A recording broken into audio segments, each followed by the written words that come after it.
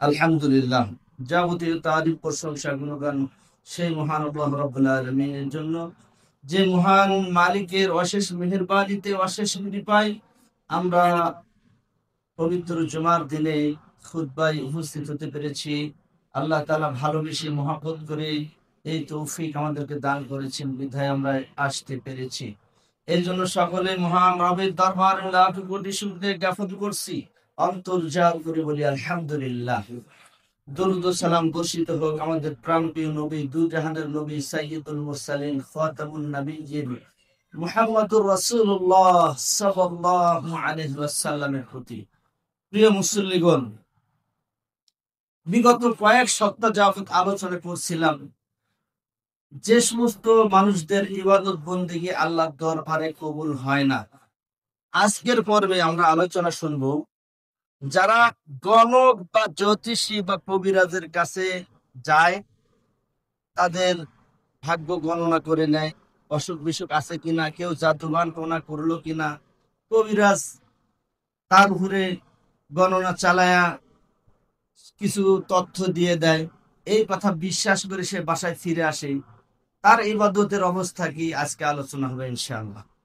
এরপরে আলোচনা হবে মদ্যপায়ী ব্যক্তির ইবাদত, যারা নিষেধার দ্রব্য পান করে, তাদের ইবাদতের খবর কি। আজকে এই দুটা বিষয়ে আজকের পর্বে আলোচনা করার চেষ্টা করব ইনশাআল্লাহ। ওমা তাওফিকে ইল্লা বিল্লাহ, আলাইহি তাওয়াক্কালতু ওয়া ইলাইহি উনীব। প্রিয় মুসল্লিগণ, খুব মনোযোগ সহকারে আমরা আজকের খুতবা শ্রবণ করব ইনশাআল্লাহ। আমলের উদ্দেশ্যে শ্রবণ করব ইনশাআল্লাহ। যদি আমার মধ্যে ভুল ভ্রান্তি থাকে, তওবা করে ফিরে আসবো ইনশাআল্লাহ। আল্লাহ তাআলা কবুল করুন, আল্লাহুম্মা আমিন। সম্মানিত উপস্থিতি, গণক বা জ্যোতিষী এটা আবহমান কাল থেকে চলে আসছে। অনেক আগে থেকেই মানুষ গণকের কাছে যায় অভ্যস্ত, কবিরাজের কাছে যায় অভ্যস্ত, বা জাদুকরও বলা চলে, আরবিতে বলা হয় কাহেন। এদের কাছে মানুষ গিয়ে অভ্যস্ত। বিভিন্ন সমস্যায় পড়লে মানুষ দৌড় দিয়ে চলে যায় তাদের কাছে। তো গিয়ে তাদের কথা বিশ্বাস করলে কি অবস্থা হতে পারে, ইমানের কি অবস্থা হতে পারে, আমলের, আজকের আলোচনার বিষয় সেটাই। খুব মনোযোগ সহকারে শুনবো ইনশাআল্লাহ। মুসলিম শরীফের একটা হাদিস, মুসলিম শরীফের 4137 নম্বর হাদিস এটা। আন বাজি আজওয়াজিন নবী সাল্লাল্লাহু আলাইহি ওয়াসাল্লাম, আল্লাহর নবীর কতিপয় স্ত্রী এই হাদিসটা বর্ণনা করেছেন যে নবী করিম সাল্লাল্লাহু আলাইহি সাল্লাম বলেছেন, মান আতা আররাফান ফাসাআদা লাহু আন শাইইন, যদি কোনো ব্যক্তি বা যে ব্যক্তি কোনো গণকের কাছে যায়, কবিরাজের কাছে যায়, যাওয়ার পরে সাআলা লাহু, তাকে কিছু বিষয় প্রশ্ন করে, জানতে চায়, দেখেন তো আমার কি হয়েছে, কোনো অসুখ বিসুখ ধরা পড়তেছে না, কি হয়েছে, এখন গণনা করে সে কিছু তথ্য দিয়ে দিল, আর সেই তথ্য ওই ব্যক্তি বিশ্বাস করলো। আল্লাহ নবী সাল্লাল্লাহু আলাইহি সাল্লাম বলেন, যে ব্যক্তি গণকের কাছে যায় এবং গণকের কাছ থেকে তথ্য নিয়ে সেই তথ্য বিশ্বাস করে, লাম তুকবাল লাহু লাম তুকবাল লাহু সালাতুন আরবাঈনা লাইলাতান, যদি গণকের কথা বিশ্বাস করে ওই ব্যক্তির 40 দিনের সালাত আল্লাহ রাব্বুল আলামিন কবুল করেন না। নাউজুবিল্লাহ। 40 দিনের সালাত আল্লাহ তাআলা কবুল করেন না। যে ব্যক্তি গণকের কাছে যায়, কবিরাজের কাছে যায়, তার গণনা, তার কবিরাজি বা সে জিন হাজির করে কিছু তথ্য দেয়, সেই তথ্য বিশ্বাস করে নিছে, তাহলে কি হয়েছে, এই ব্যক্তি এখন 40 দিন সালাত আদায় করবে, ইবাদত করবে, কিন্তু 40 দিন আল্লাহ তার ইবাদত কবুল করবে না। 40 দিন ইবাদত কবুল করবেই না। 40 বছরের ইবাদত আমাদের কবুল হয় কি না হয় তার গ্যারান্টি নাই, কিন্তু গণকের কাছে গেলে 40 দিনের ইবাদত কবুল করবেন না, গ্যারান্টি, গ্যারান্টি কবুল করবে না। এই জন্য গণক, কবিরাজ, পীর, ফকির, অমক হুজুর, এগুলোর কাছে যাওয়া থেকে বিরত থাকতে হবে। এগুলো গণকের গণনা বিশ্বাস করা যাবে না। তাকদীর কা লেখা কিসি কা মাদুব নাহি, তাকদীরের লেখা, ভাগ্যের লেখা কারো জানার কথা না, কেউ জানতে পারে না, এটা আল্লাহ তাআলা জানে। এই জন্য আমরা ইমানের বিষয়টির মধ্যে ওয়াল কদরি খায়রিহি ওয়া শাররিহি মিনাল্লাহি তাআলা বিশ্বাস করেছি যে তাকদীরের ভালোটা মন্দটা আল্লাহ তাআলার পক্ষ থেকে হয়। তো সেটাই যদি হয় তাহলে গণকের কাছে গণনা শুনে নিয়ে আমি সেটা বিশ্বাস করলাম, সর্বনাশ হয়ে গেল, ইবাদত বন্দেগী কবুল হবে না। এরপরে আসি আন আবি হুরায়রাতা আন্না রাসূলুল্লাহ সাল্লাল্লাহু আলাইহি ওয়াসাল্লাম, আবু হুরায়রা রাদিয়াল্লাহু তাআলা আনহু বলেন রাসূলুল্লাহ সাল্লাল্লাহু আলাইহি ওয়াসাল্লাম বলেছেন, মান আতা কাহিনান ফাসাদ্দাকাহু বিমা ফাকাদ কাফারা বিমা উনজিলা আলা মুহাম্মাদিন সাল্লাল্লাহু আলাইহি ওয়াসাল্লাম। আল্লাহ নবী বলেন, যে ব্যক্তি গণকের কাছে যায়, জাদুকরের কাছে যায়, কোন হুজুরের কাছে যায় ভাগ্য গণনা করার জন্য, ফাসাদ্দাকাহু, এবং তার গণনাকে সত্য বলে বিশ্বাস করে, ফাকাদ কাফারা বিমা উনজিলা আলা মুহাম্মাদিন সাল্লাল্লাহু আলাইহি সাল্লাম, মুহাম্মদ সাল্লাল্লাহু আলাইহি সাল্লামের উপরে যে দিন নাজিল হয়েছে সে যেন ওই দিনকে অস্বীকার করলো।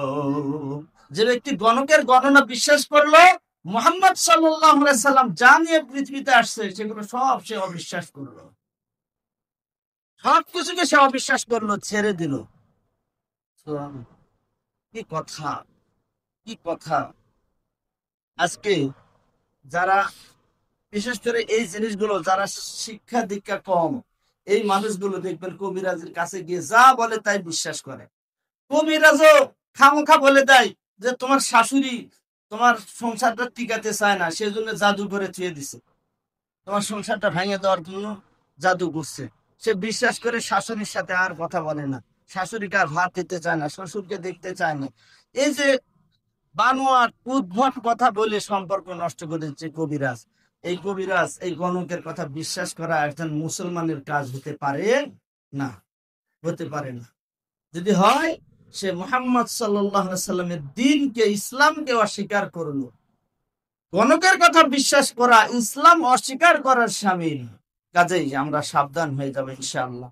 সম্মানিত মুসল্লিগণ, মুসলিমদের ঈমান ধ্বংসের যত কারণ আছে, মুসলমানদের ঈমান ধ্বংস করার জন্য যতগুলি কারণ আছে, তার মধ্যে গণক ও জ্যোতিষীর ভেলকিবাজি হচ্ছে অন্যতম। গণক জ্যোতিষী যে ভেলকিবাজিটা তার সামনে করে, বিভিন্ন কিছু তার সামনে দেখায়, জিন হাজির করে অনেক কিছু তাকে বিশ্বাস করায়, এই ভেলকিবাজি ঈমান ধ্বংসের, মুসলমানের তো নষ্টের বিরাট একটা কারণ। কাজেই এই গণকের, এই জ্যোতিষীর, এই কবিরাজের ভেলকিবাজি থেকে আমাদেরকে আল্লাহর কাছে আশ্রয় চাইতে হবে, আল্লাহর কাছে আশ্রয় চাইতে হবে। কোন ব্যক্তি যদি তার জ্ঞান দ্বারা, হিকমা দ্বারা তদবির করে কোনো চিকিৎসা দেয়, কোনো গাছ গাছরা দেয়, বা সূরা ফাতিহা পড়ে, আয়াতুল কুরসি পড়ে, কোরআনের আয়াত পড়ে যদি ফু দিয়ে যদি মাথার ব্যথাটা ভালো হয়ে যায়, যদি জিনের আসর ভালো হয়ে যায়, কোনো সমস্যা নেই। এগুলো তদবির, কোরআন হাদিস থেকে সহি তদবির নেওয়া জায়েজ আছে। কিন্তু সমস্যা হলো কি, গণনা করে চোখ বন্ধ করে আপনার ভবিষ্যৎ বলে দিচ্ছে, আপনার উপরে কি কি হয়েছে সে বলে দিচ্ছে। এটা হচ্ছে সারে সর্বনাশ। ওই কবিরাজে কষে এক থাপ্পড় দেবেন, তারপরে দেখবেন সে জানে না যে আমি 1 মিনিট পরে থাপ্পড় খাবো। মানুষের ভাগ্য গণনা করে দেয়, 1 মিনিট পরে সে থাপ্পড় খাবে, সেই গণনা তার জানা নাই, তার মানে সে ভণ্ডামি করার জায়গা পায় না। এই ভণ্ড থেকে সাবধান থাকতে হবে, তাহলে ঈমান বাঁচানো সম্ভব হবে। প্রিয় মুসল্লিগণ, এরপরে আসি যারা মদ পান করে, নিষেধার দ্রব্য যারা পান করে, তাদের ইবাদত বন্দেগীর খবর কি, এবার আলোচনা শুনবো ইনশাআল্লাহ। খুব মনোযোগ সহকারে শুনবো। عن عبد الله بن عمر رضي الله عنه قال رسول الله صلى الله عليه وسلم من شرب الخمر لم يقبل الله له صلاة 40 صباحا। আব্দুল্লাহ ইবনে আমর রাদিয়াল্লাহু তাআলা আনহু বলেন, নবী করিম সাল্লাল্লাহু আলাইহি ওয়াসাল্লাম বলেছেন, মান শারিবাল খামরা, যে ব্যক্তি মদ বা নিষেধার দ্রব্য পান করে, লাম ইয়াকবালুল্লাহু লাহু সালাতান 40 সাবাহান, তার 40 দিনের কোনো ইবাদত বন্দেগী সালাত আল্লাহর দরবারে কবুল হয় না। যে ব্যক্তি নিষেধার কোনো বস্তু পান করে, ওই ব্যক্তির 40 দিনের সালাত, 40 দিনের ইবাদত, 40 দিনের দোয়া আল্লাহ তাআলা কবুল করেন না। আল্লাহ নবী এর পরে বলতেছেন, ফাইন তাবা তাবাল্লাহু আলাইহি, যদি ওই ব্যক্তি তওবা করে আল্লাহ রাব্বুল আলামিন তার তওবা কবুল করে নেন। ধরেন আজকে মদ পান করছে, আজকে কেউ নিষেধার দ্রব্য পান করছে, পান করার পরে রাত্রির বেলায় ক্ষমা চাচ্ছে, আল্লাহ আমার ভুল হয়ে গেছে, এটা খাওয়া আমার ঠিক হয় নাই, আমি বুঝতে পেরেছি, আমি খুবই দুঃখিত, আল্লাহ আমাকে মাফ করে দেন। আল্লাহ নবী বলতেছেন, মান তাবা, যে ব্যক্তি তওবা করে তাবাল্লাহু আলাইহি, আল্লাহ তার তওবা কবুল করে নেন। তারপরের দিন থেকে তার ইবাদত আবার কবুল হওয়া শুরু হয়ে যায়। এরপরে আল্লাহ নবী বলতেছেন, ফাইন আদা লাম ইয়াকবালুল্লাহু লাহু সালাতান 40 সাবাহান, এরপরে তওবা করার পরে আবারও ওই ব্যক্তি নিষেধার দ্রব্য যদি পান করে, আবারও তার জন্য 40 দিনের ইবাদত বন্দেগী কবুল হয় না। তারপরেও যদি আবার তওবা করে, আবার আল্লাহ তাআলা তার তওবা কবুল করে নেন। এই তওবা করার পরেও যদি সে আবারও মদ পান করে, 3 বার আল্লাহ তাআলা তাকে পিট পিট ক্ষমা করে দেন। চতুর্থবারের মতো আল্লাহ রাসূল বলতেছেন, ফাইন তাবা, এবারে 4 নম্বরের বার যখন ওই ব্যক্তি তওবা করে, লাম ইয়াতুবাল্লাহু আলাইহি, আল্লাহ তার পক্ষ থেকে ওই তওবা আর কবুল করেন না, কবুল করেন না। তখন আল্লাহ তাআলা কি করেন, ওই ব্যক্তির ব্যাপারে ফয়সালা হয় যে ওয়াসাকাহু মিন নাহরিল খবালি, এই ব্যক্তিকে নাহরুল খবাল থেকে পান করানো হবে। কিয়ামতে, হাসরে এই ব্যক্তিকে নাহরুল খবাল, নাহরুল খবাল মানে মানে খবাল নামে একটা নদী, সেই নদী থেকে তাকে পান করানো হবে। খবাল নামে নদীটা কি? সাহাবা আজমাইন এই প্রশ্নটা নবী করিম সাল্লাল্লাহু আলাইহি সাল্লামের কাছে করলেন। আল্লাহ নবীকে বললেন, কিলা ইয়া আবা আব্দুর রহমান ওমা নাহরুল খবালি, হে আব্দুর রহমান, মুহাম্মদ সাল্লাল্লাহু আলাইহি সাল্লাম, নাহরুল খবাল সেটা আবার কি? খবাল নামের যে নদী, সেখান থেকে নিষেধার মানুষদেরকে পান করানো হবে, সেই নদীর পরিচয় আমরা জানতে চাই। আল্লাহ নবী সাল্লাল্লাহু আলাইহি ওয়াসাল্লাম তখন বললেন, ক্বালা মিন সদিদি আহলিন নার, নাহরুল খবাল হচ্ছে জাহান্নামীদের পুজ নির্গত হবে, নদী বয়ে যাবে, সেই নদীর নাম হচ্ছে নাহরুল খবাল। জাহান্নামীরা জাহান্নামের মধ্যে পুড়তে থাকবে, পুড়তে থাকবে, পুড়তে থাকবে, পুড়ে পুড়ে তাদের শরীরে যে রস, এটা যে বের হতে থাকবে, রক্তগুলো, পুষগুলো গলে গলে বের হয়ে একটা নদী দিয়ে এরকম গড়গড় করে করে যাবে। আর নিষেধার দ্রব্য যারা পান করেছে পৃথিবীতে, তওবা করেও আর সে তওবা ঠিক রাখতে পারে নাই, নিশার করে অটল থেকে মৃত্যুবরণ করেছে, ওই নাহরুল খবর অর্থাৎ ওই পুষ, ওই রক্ত, ওই পোড়া রক্তর নদী থেকে এরকম ভাবে গিলাস ভরবে, পেয়ালা ভরবে, আর ওকে খেতে বাধ্য করবে, সে খাবে। আর ওই সময় জাহান্নামীরা এমন পিপাসায় কাতর হবে যে ওই নাহরুল খবাল থেকে বারবার নিবে আর খাবে, নিবে আর খাওয়া।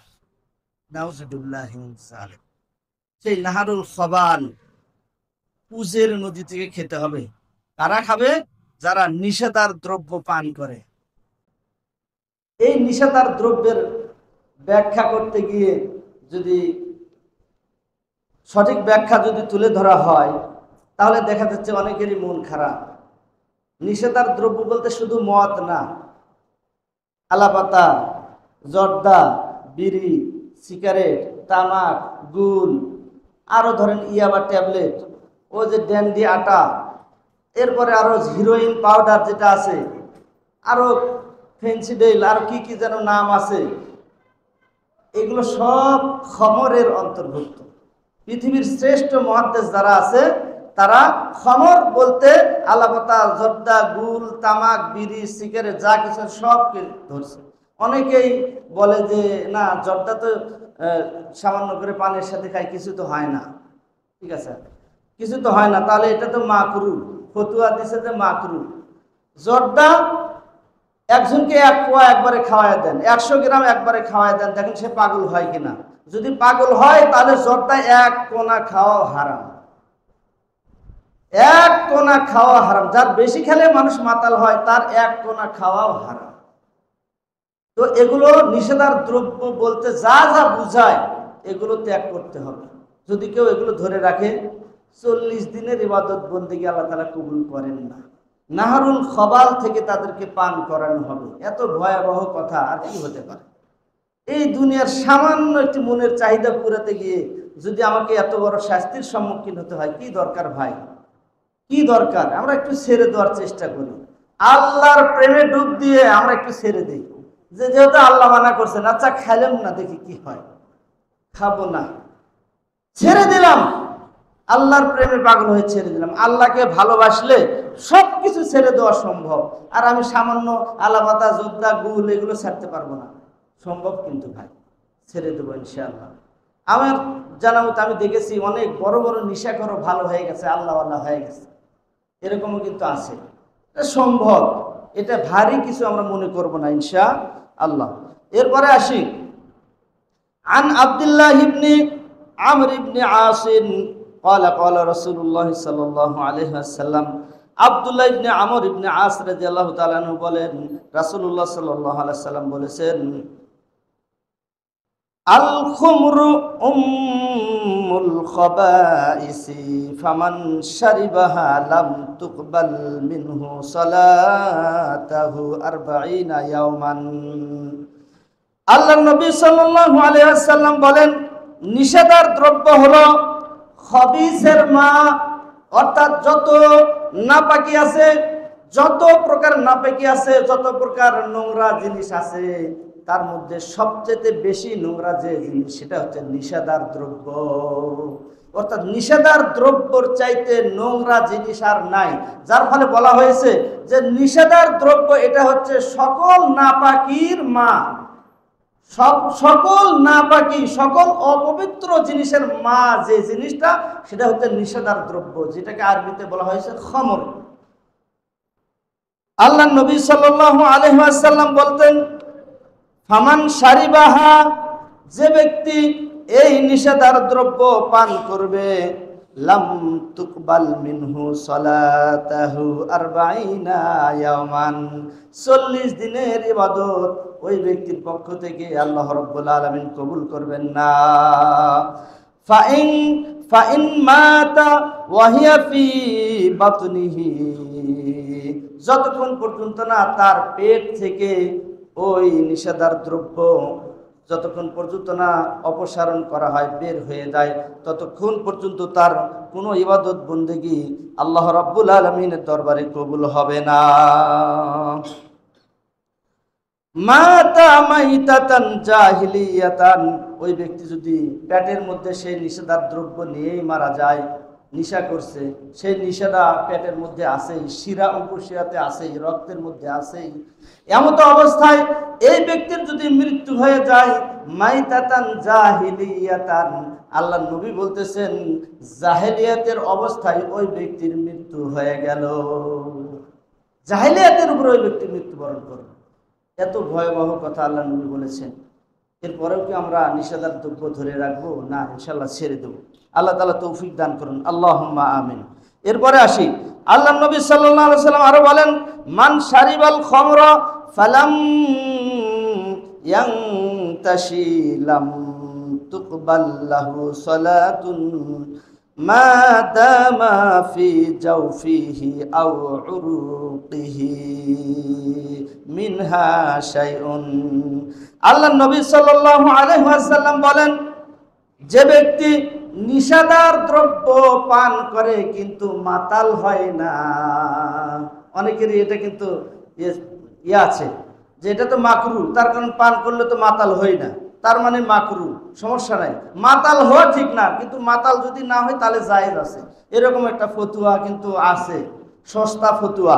তো এই ফতুয়ার ব্যাপারে দেখেন আল্লাহ নবী সাল্লাল্লাহু আলাইহি ওয়াসাল্লাম বলতেছেন, যদি কোনো ব্যক্তি নিষেধার দ্রব্য পান করে কিন্তু ফালাম ইয়ানতাশি, সে ব্যক্তি যদি মাতাল না হয়, তাহলে কি হবে? লাম তুকবাল লাহু সালাতুন মা দামা মিন জাওফিহি, তাহলে ওই ব্যক্তির পেটে বা শিরায় উপশিরায় ওই নিষেধাজ্ঞ দ্রব্য থাকা পর্যন্ত তার ইবাদত বندگی আল্লাহর দরবারে পৌঁছবে না। আল্লাহ তাআলা তার ইবাদত, তার দোয়া এগুলো কবুল করবেন না। এরপরে আল্লাহ নবী সাল্লাল্লাহু আলাইহি সাল্লাম বলতেছেন যে ওয়া ইন মাতা কাফিরান, আর রক্তের মধ্যে বা পেটের মধ্যে নিষেধাজ্ঞ দ্রব্য আছে এমন অবস্থায় যদি এই ব্যক্তি মৃত্যুবরণ করে, মাইতাতান কাফিরান, ওই ব্যক্তি কাফের হয়ে মৃত্যুবরণ করলো। নাউজুবিল্লাহি মিন যালিক। আল্লাহ নবী সাল্লাল্লাহু আলাইহি সাল্লাম এরপরে বলতেছেন ওয়া ইন তাশা লাম তুকবাল মিনহু সালাতুন 40 ইয়াওমান, আর যদি কোনো ব্যক্তি নিষেধাজ্ঞ দ্রব্য পান করার পরে মাতাল হয়ে যায়, নিশায় আসক্ত হয়ে যায়, তাহলে 40 দিন তার ইবাদত আল্লাহর দরবারে কবুল হবে না।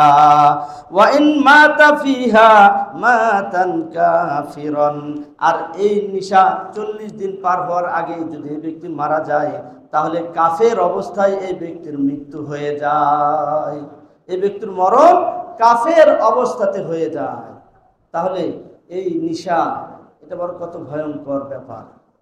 আজকে দুঃখজনক হলেও সত্য, এই যে নিশা, নিষেধাজ্ঞ দ্রব্য, রমরমাট ব্যবসা চলে এই সভ্যতায়, এই শিক্ষিত সমাজে রমরমাট আজকে নিশার ব্যবসা চলে। যারা এই নিশা দমনের কাজে নিয়োজিত, তারাই নিজেরাই নিশার ব্যবসায় নিয়োজিত। দুনিয়ার কিছু স্বার্থ হাসিল করার জন্য, কিছু টাকা পয়সা হাসিল করার জন্য যারা এই নিশার বিপক্ষে অবস্থান নেওয়ার কথা ছিল, তারা নিজেরাই এই নিশার ব্যবসা করে। অনেক বড় বড় নেতাদের কাহিনী আমরা শুনেছি যে নেতারা হাজার হাজার কোটি টাকার ইয়াবার ব্যবসা করে। অনেক প্রশাসনের বড় বড় কর্মকর্তাদের গল্প কাহিনী আমরা শুনেছি, এই দেশেই শুনেছি যে অনেক বড় প্রশাসনিক কর্মকর্তা চাইলেই নিশা দমন করতে পারে, কিন্তু দেখা যাচ্ছে তারা নিজেরাই নিশার ব্যবসা করে। আর টেলিভিশনে নিজেদের লেখা ওঠে যে নিশা দমনে, মদ ইয়াবা এগুলো দমন করার জন্য পুলিশকে সহায়তা করুন, প্রশাসনকে সহায়তা করুন। তো দেখা যাচ্ছে যে একজন দেখতেছে এলাকার মধ্যে ইয়াবার ব্যবসা চলতেছে, ফোন করছে, যে ফোন করতে বলছিলেন অমুক জায়গায় ইয়াবার ব্যবসা করতে দেখলাম। পুলিশ ওখানে আসার আগে যে ফোন করে তার বাড়িতে গুন্ডা এসে হাজির। পুলিশের কাছে ফোন করো, পুলিশের কাছে ফোন করো, আমাদের পাওয়ার জানো, আমাদের ক্ষমতা জানো, পুলিশ আসার আগে দেখো তোমাকে সাইজ করার জন্য চলে আসছি। এরকম চলে। এটার কারণ কি? আজকে ইসলাম প্রতিষ্ঠিত নাই, দিন প্রতিষ্ঠিত নাই, আল্লাহর জমিনে আল্লাহর আইন নাই।